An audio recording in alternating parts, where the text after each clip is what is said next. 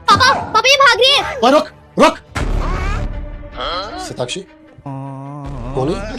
पापा ये वही भैया है जो मम्मी से मिलने काफी टाइम से आते हैं। सैम सोफे में कुछ गलतफहमी हो गई है। ये मेरा स्कूल फ्रेंड है, मुझसे मिलने आया था, लेकिन मुझे लगा पता नहीं तुम क्या सोचोगे, इसलिए बस मैं इसको मतलब भगा दी। अच्छा, हम दोनों बाप बेटे गलत समझेंगे? नहीं शताक्षी, हम गलत से नहीं समझेंगे। हमने जो समझा बिल्कुल सही समझा, क्योंकि तुमने शायद हमारे माथे पे कुछ पढ़ लिया होगा। बेवकूफ है हम, और तुम्हारी रियलिटी हमारे कभी सामने नहीं आएगी। अगर तुम्हारा दोस्त होता ना, हमारे साथ कॉलेज में पढ़ रहा होता, तो वहाँ उस सोफे पे तुम्हारे साथ बैठा होता, ना कि इस बेडरूम में हमारे पर्सनल रूम में। शर्म आनी चाहिए। तो सर तुम्हारे अंदर ईमान धर्म कुछ बाकी है तो तुमने एक मैरिड वुमेन के साथ अफेयर चलाया। तुम्हें पता था कि उसकी एक छोटी बच्ची भी है। तो तुम्हें क्या ही कहूँ, साला अपना ही सिक्का खोटा हो, दूसरे के ऊपर क्या ही उंगली उठाना। से दफा हो जाओ। आज के बाद इस घर में तो दूर, अगर तुम इस सोसाइटी में भी दिखाई दिए ना, मुझसे बुरा कोई नहीं होगा। तुम्हें जेल करा दूंगा मैं। निकलो यहाँ से। मेरे बारे में नहीं तो कम से कम इस मासूम बच्ची के बारे में तो सोच लिया होता। कहीं बाहर डस्टबिन से उठाई हुई बच्ची है, तुम्हारी खुद की पैदा की हुई बच्ची है। बस अगर तुमने एक लफ्ज अपनी जबान से निकाला तो तुम्हारा गाल होगा और मेरा हाथ। चल जाओ यहाँ से। आज के बाद मुझे अपनी ये मनुष्य शक्ल मत दिखाना। मेरी बेटी मेरी जिंदगी से हमेशा के लिए चले जाओ। Get out.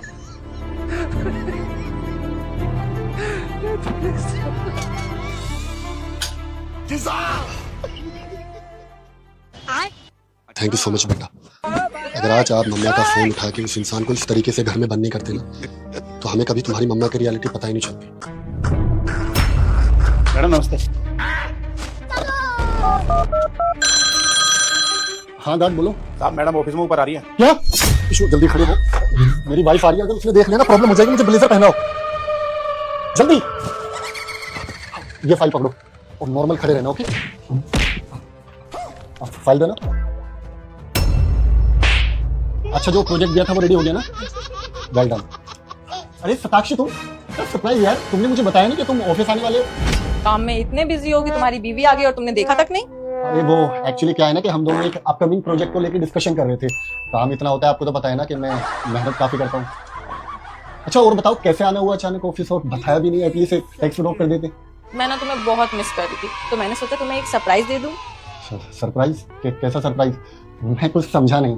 मैंने ना तुम्हारे कैबिन में एक सीसीटीवी कैमरा लगा दिया। CCTV camera?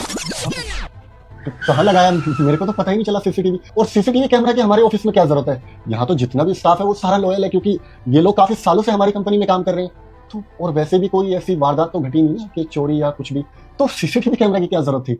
तो मैंने तुम्हारे स्टाफ के लिए थोड़ा ना लगाया, मैंने तो अपने प्यारे से पतिदेव के लिए लगाया। तुम काम में इतना बिजी रहते हो, रात में घर पे आते हो, डिनर करके सो जाते हो, मुझे तो टाइम देते नहीं हो, और मैं घर पे पड़ी पड़ी तुम्हें मिस करती रहती हूँ। तो मैंने सोचा कैमरा लगा देती हूँ, जब मेरा मन करेगा मैं अपने पतिदेव को देख लूंगी और मेरा मन लग जाएगा। मतलब सीसीटीवी लगाया है तो फोन में तो चेक करते रहते होंगे ना? यही तो प्रॉब्लम है, मैं कुछ देख ही तो नहीं पाई। कल ना मैंने अपना फोन अपडेट किया था, उसके बाद मेरा फोन रीसेट हो गया, सारा डाटा चला गया। अब ना मुझे दोबारा रिकनेक्ट करना पड़ेगा, तभी मैं देख पाऊंगी। मुझे 5 मिनट दो, मैं कनेक्ट कर लेती हूँ। अच्छा, रुको ना।